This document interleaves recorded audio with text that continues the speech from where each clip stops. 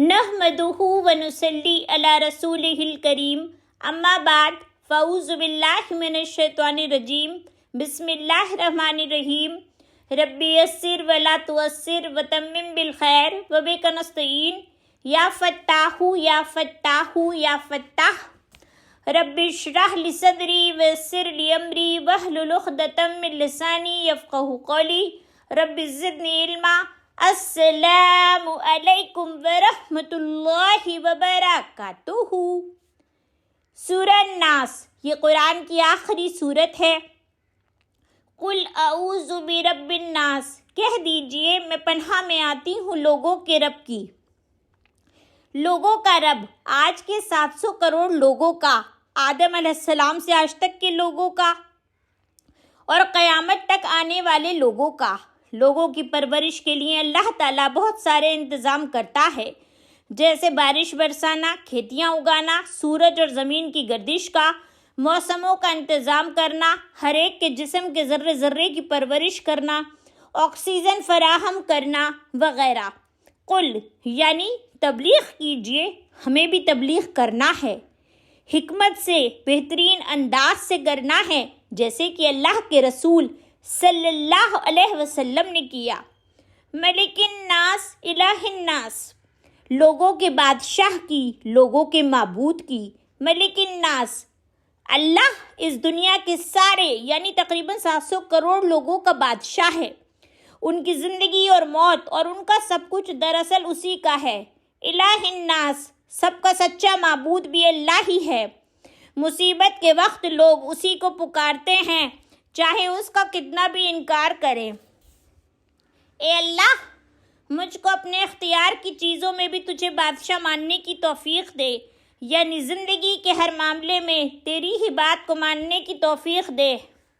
اس بات کی توفیق بھی دے کہ تجھی کو سچا معبود مانوں، تیری ہی پرستش اور اطاعت کروں، شیطان اور اپنے نفس کی بات ماننے سے بھی بچوں۔ احتساب، کتنی بار ہم نے اللہ کے بجائے نفس کی بات مانی ہے، گویا نفس کو الہ معبود بنایا ہے۔ کتنی بار ہم نے شیطان کی اطاعت کی ہے، یعنی گویا اس کی عبادت کی ہے۔ کیوں کی ہے؟ خراب دوستوں یا چیزوں کے خراب استعمال سے، انٹرنیٹ، موبائل یا بیکاری یا سستی کی وجہ سے۔ پلان، خراب چیزوں، عادتوں اور دوستوں کو زندگی سے نکالنے کا اور صحیح استعمال کا پلان بنائیے۔ من شر الوسواس الخناس، شر سے وسوسہ ڈالنے والے کے، چھپ چھپ کر حملے کرنے والے کے۔ وسوسہ، پے در پے ایسے طریقے سے کسی کے دل میں کوئی بری بات ڈال دی جائے کہ اس کو محسوس بھی نہ ہو۔ وسوسہ برائی کا پہلا حملہ ہے۔ شیطان اس میں کامیاب ہو جائے تو پھر انسان برائی کرنے کی نیت کر لیتا ہے، پھر نیت یعنی ارادہ عمل میں بدلتا ہے۔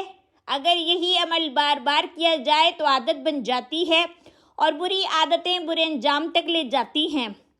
ہم غافل ہوں تو شیطان وسوسہ ڈالتا ہے، اور اگر اللہ کا ذکر کریں تو چھپ جاتا ہے، مگر وسوسے ڈالنا کبھی نہیں چھوڑتا۔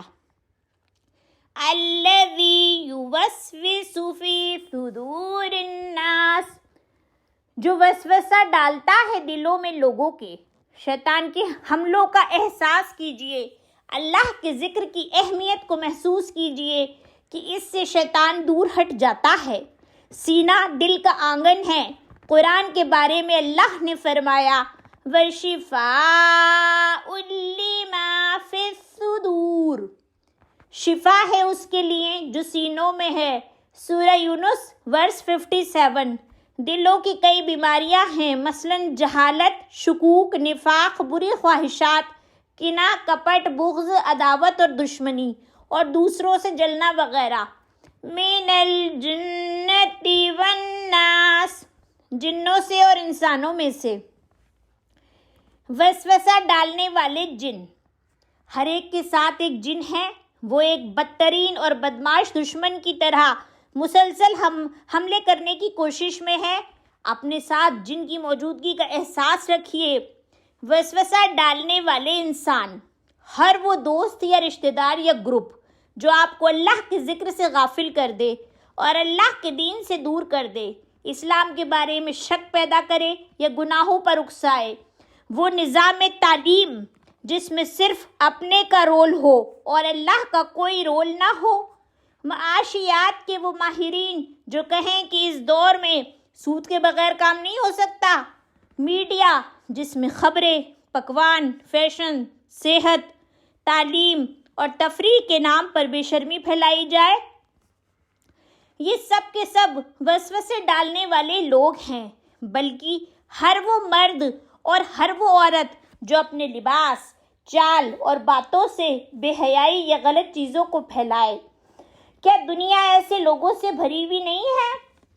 اب اس حدیث کی عظمت کو محسوس کیجئے۔ مسلم، ترمذی اور نسائی میں سے ہے کہ حضرت عقبہ بن عامر رضی اللہ عنہ کہتے ہیں کہ رسول اللہ صلی اللہ علیہ وسلم نے ایک روز مجھ سے فرمایا، تمہیں کچھ پتا ہے کہ آج رات مجھ پر کیسی آیتیں نازل ہوئی ہیں کہ ان کی مثل کبھی نہیں دیکھی گئی، اور وہ قل اعوذ برب الفلق، قل اعوذ برب الناس ہیں۔ مسلم۔